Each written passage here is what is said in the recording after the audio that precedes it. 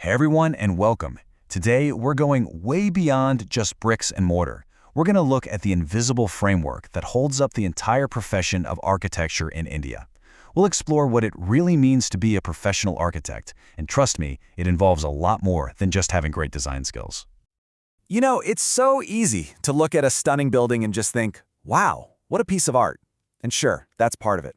But behind every single one of those great designs is this super rigid framework of law, of ethics, and professional responsibility. So today, we're pulling back that curtain. So, where does the whole journey to becoming a professional architect even start? Well, it begins right at the foundation. You have to establish your legal right to even call yourself an architect in the first place. And this right here, this is the bedrock, the Architects Act of 1972. Now, this isn't just a bunch of friendly suggestions. It's an actual law passed by Parliament. Its main job is to protect the title architect. It turns it from just a job description into a legally protected, highly regulated professional designation. Bottom line, you can't just wake up one day and decide to call yourself an architect. You gotta earn it. So, who's the bouncer at the door of this exclusive club? Well, that would be the Council of Architecture, or the CoA for short. Think of them as the official gatekeepers for the whole profession. If you want to legally practice and use that architect title in India, you absolutely have to be registered with them. They handle everything from what you learn in school to how you behave as a professional. Okay, so you've got the legal title. You're in. What's next? Well, now you need the blueprint for how to act like a professional, and that's where the Architect's Code of Conduct comes in. And let me tell you, this code is no joke. It's a set of really strict rules. An architect has to be totally impartial. They have to steer clear of conflicts of interest. You know, like taking secret payments from a window supplier. And they have to respect their colleagues.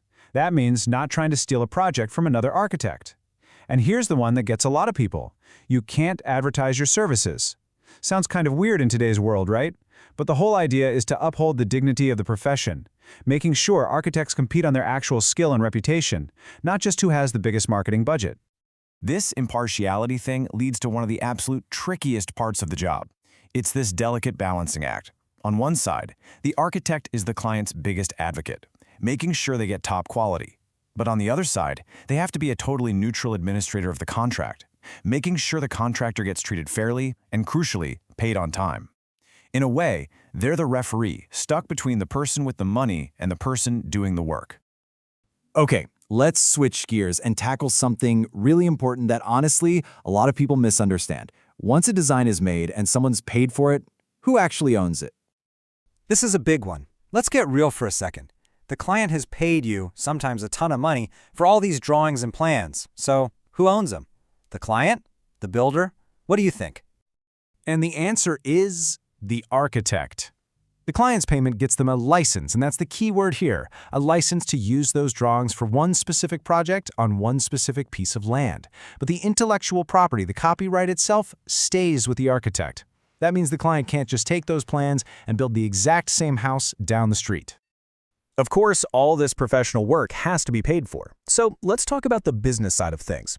How do architects actually get paid for what they do? I want you to remember this number. Burn it into your brain. 5%.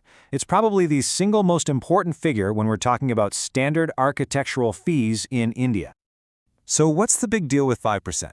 Well, that's the recommended minimum fee that the Council of Architecture sets for something called comprehensive architectural services on a typical project. Think like an office building or a regular house. It's calculated as a percentage of the total construction cost. But hold on, that 5% isn't a one-size-fits-all deal. Nope. The fee structure is actually pretty smart. It adapts to how complex the project is. For super detailed work, like intricate interior design or restoring a historic building, the fee can jump to 10 or even 15%.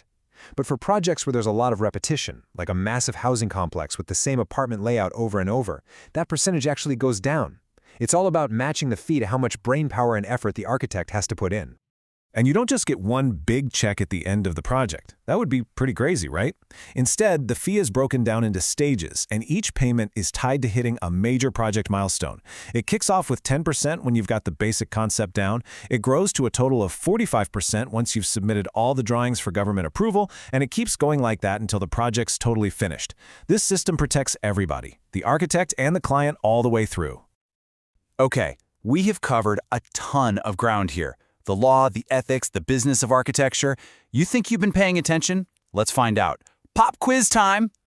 First question. According to the Council of Architecture, an architect is strictly, absolutely prohibited from A. Participating in competitions, B. Advertising professional services, C. Teaching in colleges, or D. Designing interiors. What do you remember? If you said B, you are absolutely right. Advertising professional services. Remember, it's all about upholding the dignity of the profession. You can put a sign up at the construction site for sure, but no paid newspaper ads or giant billboards. Question 2, and this one's a biggie. The copyright of the architectural drawings for a project belongs to A. the client, B. the contractor, C. the architect, or D. the municipal authority. And the correct answer is C, the architect. Just like we talked about, this is such a key distinction. The client gets a license to build with the plans, but they don't get ownership of the design itself. Okay, last one for you. At which stage is an architect typically paid up to a cumulative total of 45% of their fees? Is it A, at the concept design stage, B, after submission for statutory approval, C, once working drawings are done, or D, after the foundation is complete? The answer is B, the submission of drawings for statutory approval. Getting that official green light from the government is a huge, huge milestone in any project, and the payment structure totally reflects that. Makes sense, right? So there you have it. A protected title, a super strict code of conduct, and ownership of your own creative ideas. It's pretty clear that being an architect in India is about building a profession, not just building a building. And that kind of leaves us with a final thought. What other creative professions out there do you think could really use this same level of legal protection to keep up their integrity and their value? Definitely something to think about. Thanks for tuning in.